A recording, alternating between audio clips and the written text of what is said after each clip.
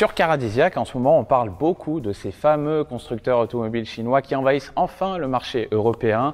Alors, on entend beaucoup parler de MG qui a déjà constitué une gamme complète de modèles hybrides et surtout électriques. On entend aussi parler de Lynk & Co ou de BYD qui préparent eux aussi l'arrivée sur le vieux continent. Eh bien, dans ce contexte, on avait un peu oublié la marque Aways qui commercialise depuis 2020 un SUV électrique familial, le U5. Et il faut dire qu'ils sont arrivés au plus fort de la crise du coronavirus. Ça n'a pas aidé pour les ventes et en 2021, ils n'ont écoulé que 375 unités. Mais cette fois, ils reviennent à la charge avec un second modèle, un tout nouveau modèle, le U6. Et si vous aimez nos vidéos, n'oubliez pas de vous abonner à notre chaîne YouTube.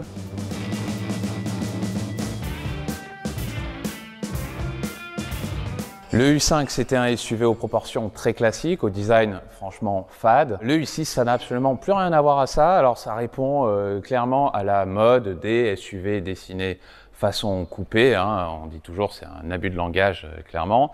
Et il y a une approche stylistique qui est très radicale, très agressive. Alors on a ces jupes latérales très marquées qui sont presque sportives.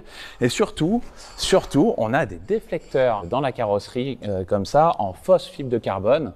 Alors ça, c'est le genre d'élément qu'on trouve habituellement sur des supercars comme la Porsche 911 GT3 RS.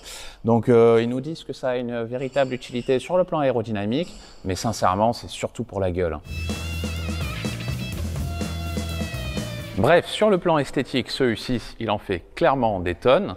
Et il est aussi très grand puisqu'il mesure 4,80 m de long. C'est 5 cm de plus par exemple qu'un Tesla Model Y.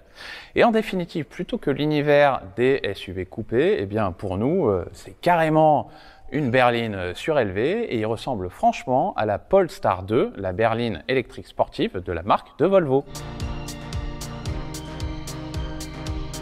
Sur le plan mécanique, pourtant, il n'y a absolument rien de sportif puisqu'on a un unique moteur électrique qui entraîne le train avant. Il développe 215 chevaux pour un couple maximum de 315 Nm, ce qui permet d'abattre le 0 à 100 km/h en 6 secondes 9 grâce à une masse qui n'est pas si pachydermique que ça, puisqu'il revendique 1790 kg à vide. Il est connecté, ce moteur, à des batteries d'une capacité nette de 61,5 kWh, ce qui permet, d'après le cycle d'homologation WLTP, de parcourir quelques 400 km en utilisation mixte. C'est pas extraordinaire d'ailleurs à ce niveau, puisque des concurrents, par exemple comme le Skoda Enyaq et ses batteries de 58 kWh, peuvent faire un peu mieux à 420 km.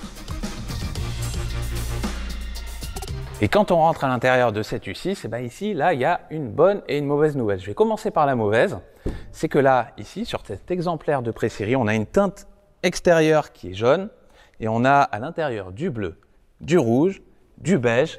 Bref, ben, on est chez Lidl, quoi. Alors on est quand même taquin, hein, parce que franchement, et là c'est la bonne nouvelle, c'est que quand on rentre s'installer à bord de ce U6, bah, ce qui frappe en premier, c'est la qualité de finition et la qualité d'assemblage. On ne s'attendait pas du tout à découvrir ça au niveau d'un tel véhicule. On a vraiment une finition qui est de très très bonne facture, on a de jolis assemblages en cuir, on a même une commande là du sélecteur de la boîte qui est plaisante et qui fait clic quand on la touche. Et on a un volant biton qui rappelle franchement l'univers de Volvo, ou même si on exagère un peu, enfin si on exagère même beaucoup, de Bentley.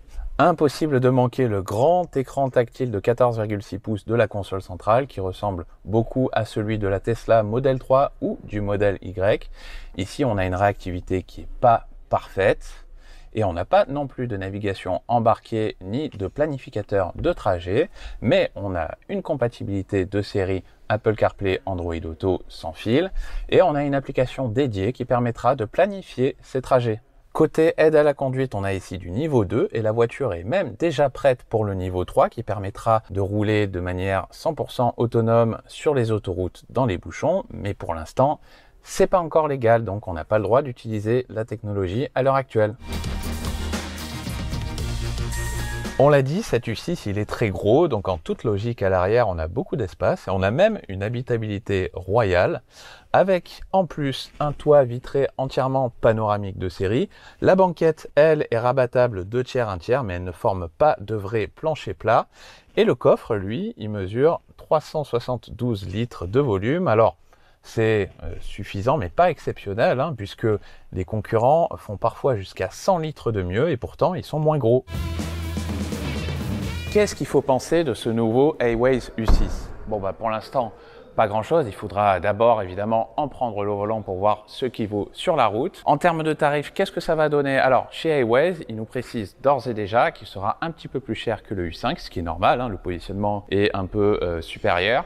Le U5, lui, il est disponible à partir de 39 900 €. Le U6, il n'arrivera d'abord que dans la finition haute, qui devrait être proposée aux alentours des 47 000 €. Hein, vous savez, c'est la limite du bonus écologique maximal. Ce sera toujours un petit peu moins cher avec équipement équivalent que la plupart des SUV des marques généralistes sur le segment des modèles 100% électriques. Alors on vous donne rendez-vous d'ici l'été 2023 pour notre premier essai dynamique du A-Ways U6 et d'ici là on saura enfin si ce SUV chinois électrique menace les références de la catégorie et les marques les mieux établies sur le vieux continent.